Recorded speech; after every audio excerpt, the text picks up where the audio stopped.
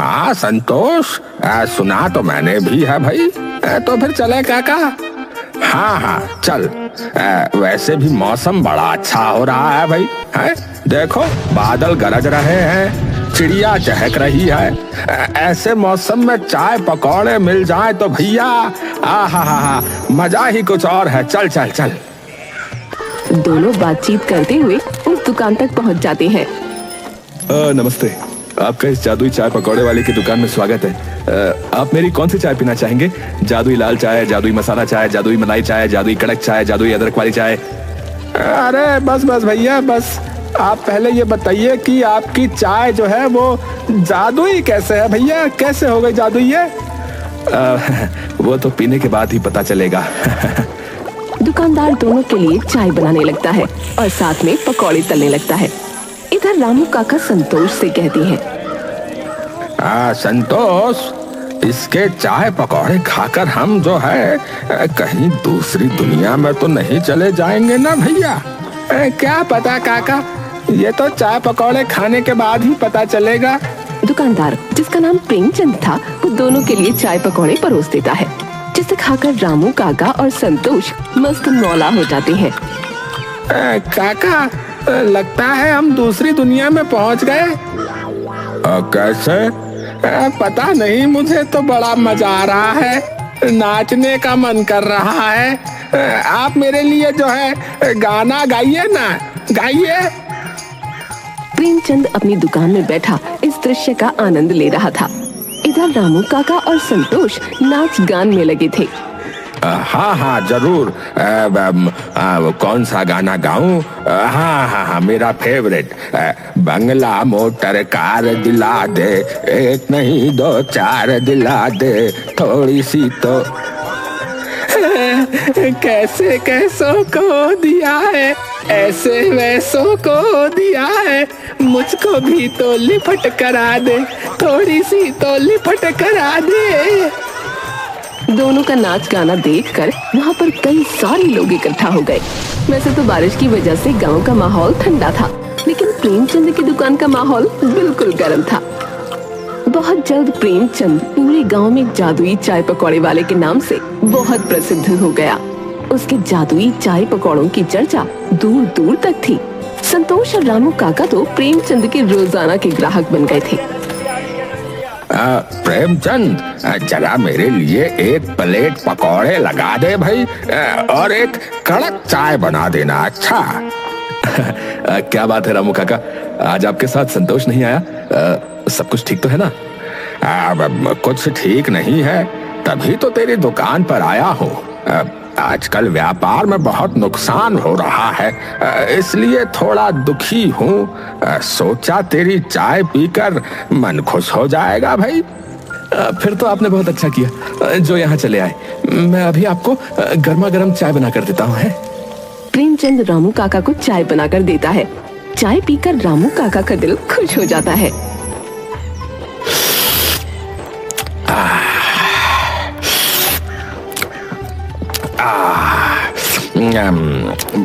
भाई प्रेमचंद, एक बात बता, आखिर तू चाय में जो है ऐसा क्या मिलाता है रे, जो तेरी चाय पीते ही सारी टेंशन खत्म हो जाती है और जो दिल है वो बिल्कुल खुश हो जाता है? कुछ खास नहीं रामू काका, बस आप सबका आशीर्वाद है।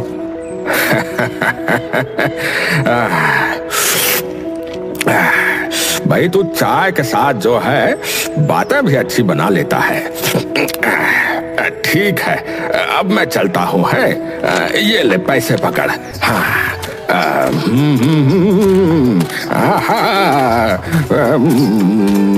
दिलो जान कुर्बान।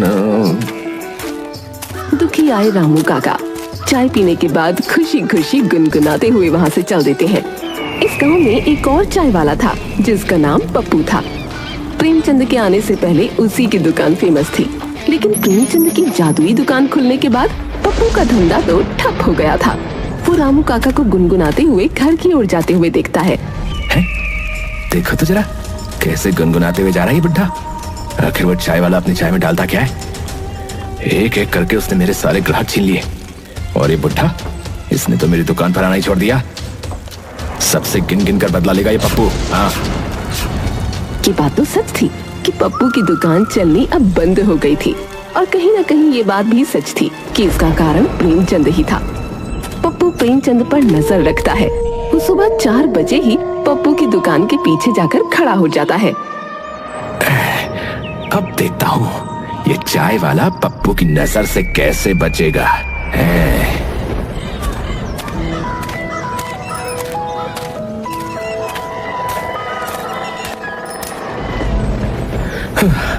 अरे बाबा, आज तो बहुत देर हो गई।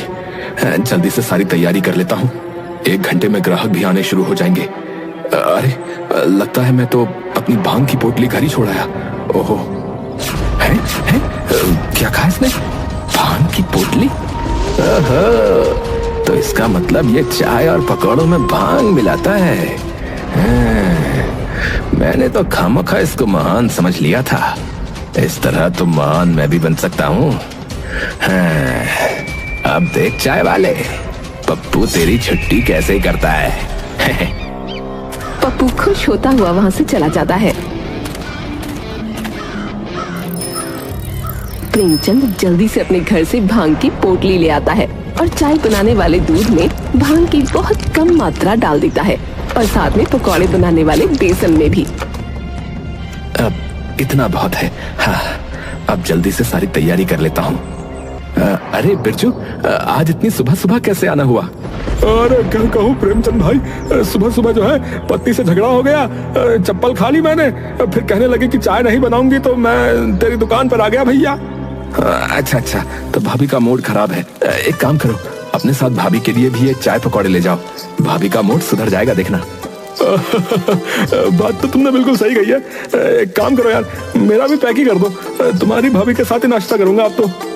प्रेमचंद बिरजू के लिए चाय और पकौड़े पैक कर देता है। बिरजू घर पहुंचता है तो उसकी पत्नी गुस्से में कहती है, आ गए? किसने कहा था वापस आने के लिए?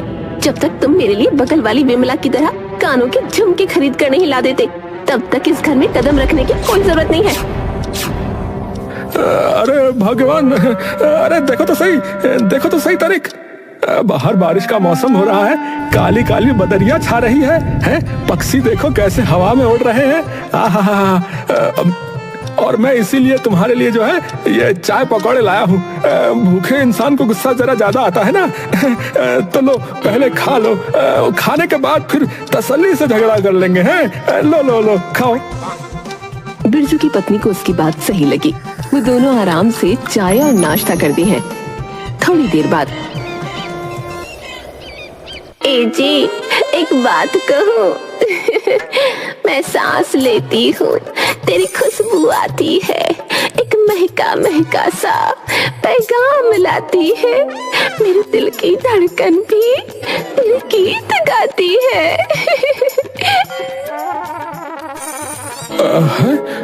चुमकी, क्या तुम्हें बगल वाली बिमला की तरह झुमके नहीं चाहिए क्या? नहीं, मेरे पास आप हो, वही बहुत है। ये प्रेमचंद के चाय पकौड़े तो बहुत काम की चीज है भैया। बच गया इनकी वजह से आज। दूसरी तरफ पप्पू, जो सुनकर गया था कि प्रेमचंद अपने चाय पकौड़ों में भांग डालता है, वो भी मार्केट से भांग खरीद कर ले आता है और अपने चाय बनाने वाले दूध में और पकौड़ों के बेसन में डाल देता है। मुझे लगता है कि इतना भांग कम होगा। इतने में तो किसी को कोई फर्क नहीं पड़ेगा। थोड़ा और डाल देता हूँ। थोड़ा और डाल ही देता हूँ। थोड़ा सा और डाल देता हूँ। थोड़ा सा और। ठीक है, बस इतना बहुत होगा। अब देखता हूँ लोग कैसे मेरी दुकान पर नहीं आते। प्रेमचंद गिन गिन कर बदला लेगा ये पप्पू दत्त से। हाँ। पप्पू अपनी दुकान लगाता है और ग्राहकों को आवाज लगा लगा कर बुलाने लगता है। अरे आओ भाई साहब आओ, अरे बहन जी आओ, अरे मेरे मस्त मस्त चाय पकौड़े खाओ। मेरी दुकान के चाय पकौड़े खा लिए तो उस प्रेमचंद के चाय पकौड़े हमेशा के लिए भूल जाओगे। अरे भैया आओ, अरे दादा, अरे भैया, अरे आ तो सही। अरे पप्पू, तू अपनी बराबरी कर भी रहा है तो उस जादुई चाय वाले से भाई। तुझे पता भी है उसके चाय पकौड़े में जो है जादू है भैया, जादू। हाँ, बड़ा जादू है। जादू के नाम पे भांग डाल देता है। क्या कहा तूने? भांग? नहीं, मैंने ऐसा कब कहा। आप एक बार स्वाद तो चखिए, अगर पसंद नहीं आया तो पैसे नहीं दीजिएगा। हाँ। अच्छा, पैसे नहीं दूंगा, ठीक है। अगर ऐसा है तो ला एक कप चाय पिला और जरा जो है एक कप प्लेट जो है पकौड़े भी लगा देना। अच्छा अभी लगाता हूँ। अब देखता हूँ वो चाय वाला प्रेमचंद मेरी बराबरी कैसे करता है। ये लीजिए आपकी चाय और ये एक प्लेट पकौड़े। वो आदमी चाय पकौड़े खाने की शुरुआत करता ही है कि तभी वहाँ रामू काका और संतोष आ जाते हैं। क्या बात है मोहन, आज यहाँ चाय पकौड़े खा रहे हो? हम तो प्रेमचंद की दुकान पे जा रहे हैं। अरे ये कह रहा है कि इसके चाय पकौड़े प्रेमचंद के चाय पकौड़े से ज्यादा अच्छे हैं, और ये जो है दावा भी कर रहा है कि अगर हमें पसंद नहीं आया तो ये पैसे नहीं लेगा। हाँ, फ्री की बात है तो खाने बैठ गया। मैं तो कहता हूँ तुम भी आ जाओ भैया, आ जाओ। मोहन की बात सुनकर रामू काका और संतोष भी पप्पू की दुकान पर ही चाय पकौड़े खाने के लिए बैठ जाते हैं। ला भाई, हमारा भी चाय पकौड़ा लगा जरा। पप्पू खुशी खुशी सबको चाय पकौड़े दे देता है।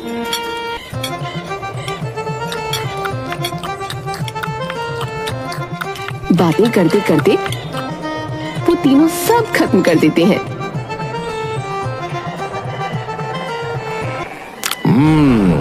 स्वादिष्ट तो थे, लेकिन जो है प्रेमचंद वाली बात नहीं थी। हाँ, साफ कह देते हैं, लेकिन मतलब बात सही है।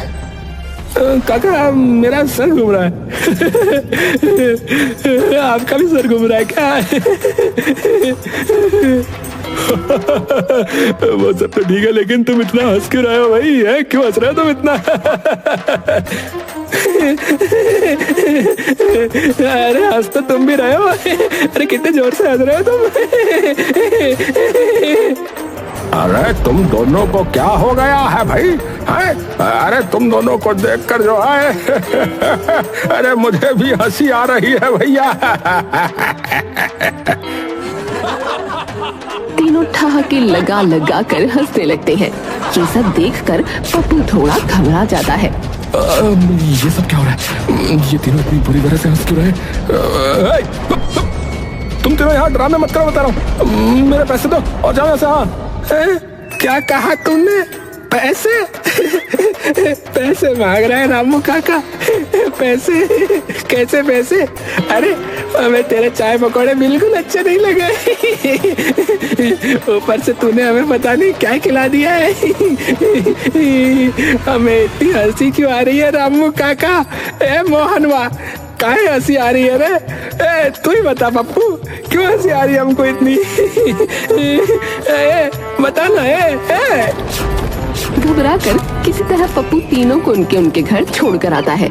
संतोष की पत्नी कहती है, जी आप तो ठीक से खड़े भी नहीं हो पा रहे, क्या आप नशा करके आए हैं क्या? नहीं तो, बिल्कुल नहीं, बिल्कुल नहीं किया नशा। मैंने कोई नशा नहीं किया। वो तो हमने पप्पू की दुकान से चाय और पकौड़े खाए थे, कोई नशा नहीं किया। मैं तो गया ही नहीं ठेके पर। लेकिन आप रो क्यों रहे हैं? पता नहीं, बहुत रोना आ रहा है मुझे।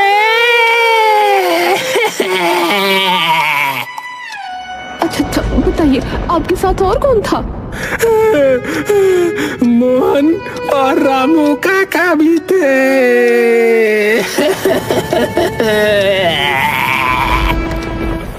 संतोष की पत्नी बहुत चालाक औरत थी। वो मोहन और रामू काका के घर जाती है और उन दोनों की पत्नियों को भी इकट्ठा करके पप्पू की दुकान पर जाती है। अरे ओ पप्पू, बाहर निकल। तूने हम तीनों के पतियों को ऐसा क्या खिला दिया जो वो ठीक से खड़े भी ना हो पा रहे? तुझे तो हम छोड़ेंगे नहीं। तीनों अपनी चप्पलें निकाल के पप्पू की धुलाई करने लगती है।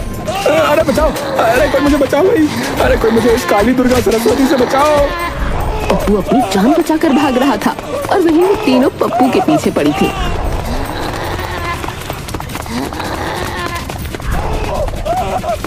पप्पू भागता हुआ प्रेमचंद की दुकान पर पहुंचा।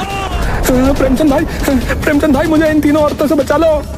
अरे लेकिन हुआ क्या ये तो बताओ। अरे जिंदा रहूंगा तो सब बता दूंगा, पहले मुझे इन तीनों औरतों से बचा लो भैया।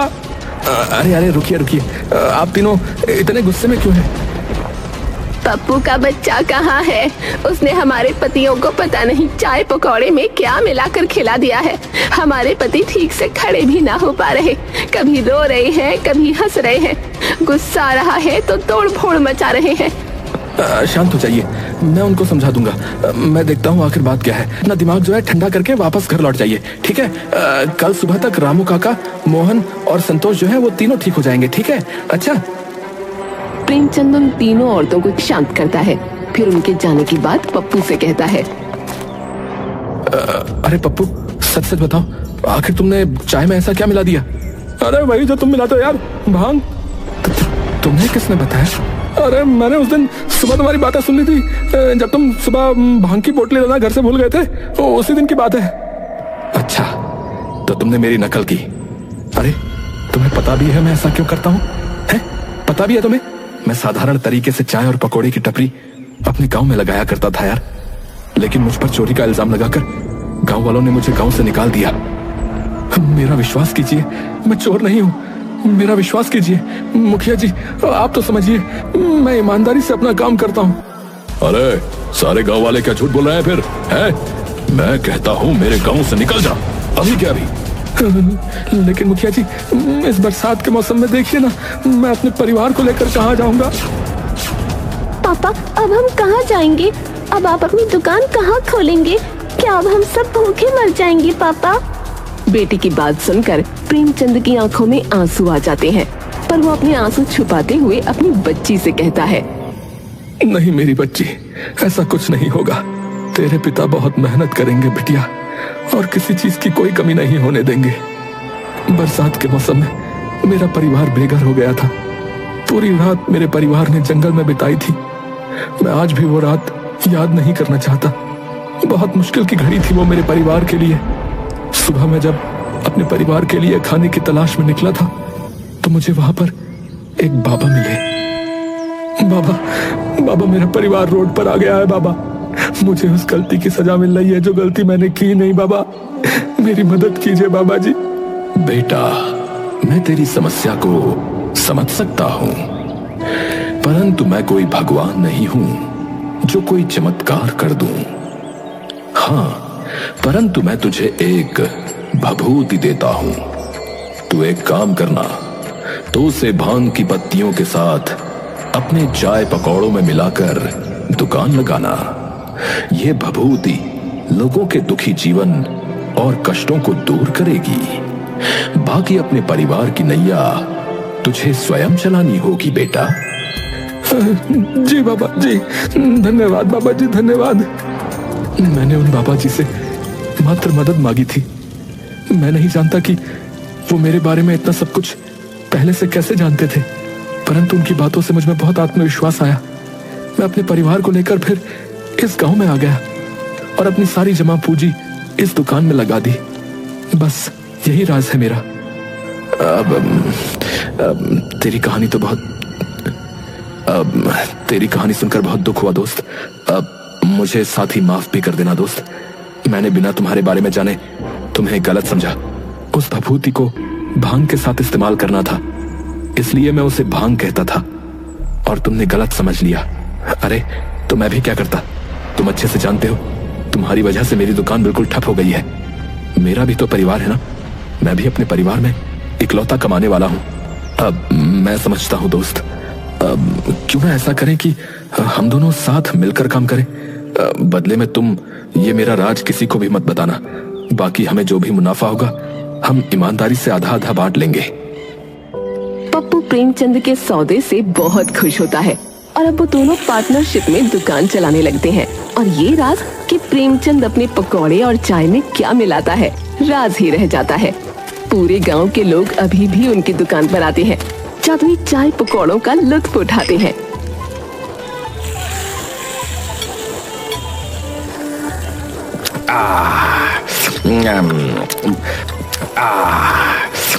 और हंसते मुस्कुराते गुनगुनाते हुए घर चले जाते